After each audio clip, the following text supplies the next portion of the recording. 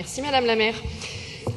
Les objectifs du plan climat tels qu'énoncés dans cette délibération, c'est-à-dire faire de Paris une ville neutre en carbone à l'horizon 2050, sont à la fois vitaux et partagés. Dès lors, la question n'est pas tant les objectifs poursuivis que les moyens d'y parvenir, comme Éric Azière le soulignait. Lors de notre débat en novembre dernier, nous vous avions fait part de nos craintes. Les mesures proposées par la ville seraient-elles en capacité de remplir les objectifs que tant les accords internationaux que le volontarisme national imposent? Alors pourquoi ces craintes? Parce que le bilan du précédent plan 2007-2020 montre que les résultats sont clairement en demi-teinte, voire très décevants, et notamment ce qui relève directement de la responsabilité de la ville. On est donc très loin d'une ville exemplaire, comme vous aimez à le dire, sur le sujet. Pour rappel, le plan climat-énergie 2007-2020 prévoyait pour l'administration parisienne une réduction des émissions de gaz à effet de serre à un niveau de 30%. On atteint péniblement les 2%, et quant à la réduction de la consommation énergétique fixée elle aussi à 30%, elle n'atteint en réalité que 6%. On sait d'ores et déjà donc que certains des objectifs fixés pour 2020 ne seront pas atteints. Je regrette d'ailleurs que ce débat n'ait pas été l'occasion de faire une présentation de l'évaluation justement de ce plan. On aurait pu discuter sur des choses un peu plus précises.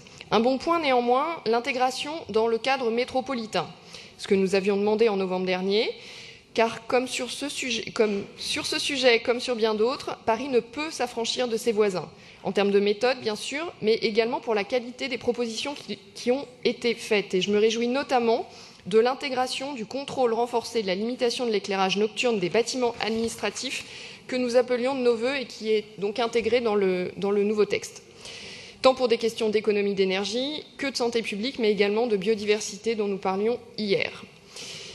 Pour autant, nous craignons les effets d'annonce et nous exigeons des résultats. C'est la raison pour laquelle nous avons déposé un certain nombre de vœux sur lesquels mes collègues reviendront. Je m'attacherai pour ma part à ne parler que des déplacements, des déchets et de l'alimentation. Sur la question des déplacements, alors certes, vous vous réjouissez de la baisse des émissions des gaz à effet de serre issues des déplacements depuis 2001. C'est quand même oublier un petit peu vite les progrès faits en matière de réduction de la pollution des véhicules eux-mêmes. Et cette baisse d'ailleurs va se poursuivre, ce qui n'est pas en lien avec la politique poursuivie par la ville de Paris. Au-delà du rôle des véhicules thermiques dans les émissions de gaz à effet de serre, c'est la question de la place même de la voiture en ville qu'il convient de poser, ce que d'ailleurs vous n'assumez toujours pas. Le sujet de la mobilité, c'est aussi la question des transports en commun et de leur indispensable amélioration. Mise en accessibilité, propreté, pollution, autant de sujets dont les standards sont bien éloignés des ambitions affichées par la ville. C'est aussi la question du partage de l'espace public et des nouvelles mobilités.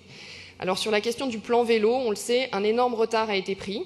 Résultat, la part des déplacements est bien loin de l'objectif des 15% que nous avons collectivement voté.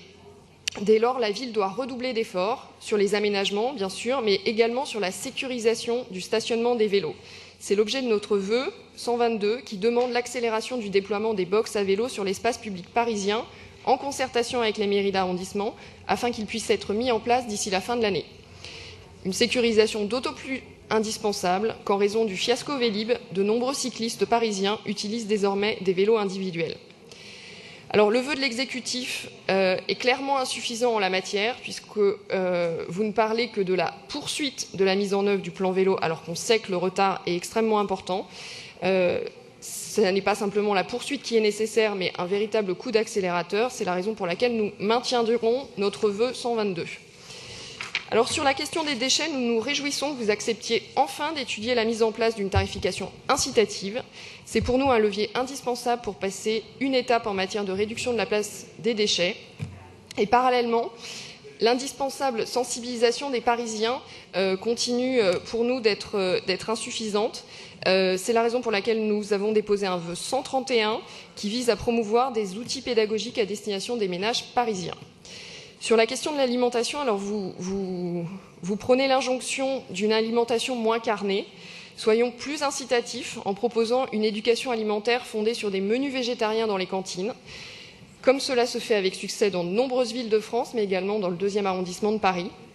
C'est l'objet de notre vœu numéro 132. Alors vous avez déposé un vœu bis sur cette question, indiquant que vous demanderiez que l'étude de la DASCO sur l'évaluation des possibilités de mise en œuvre d'une alternative... Je vous invite à aller vers votre conclusion, Madame Gatel.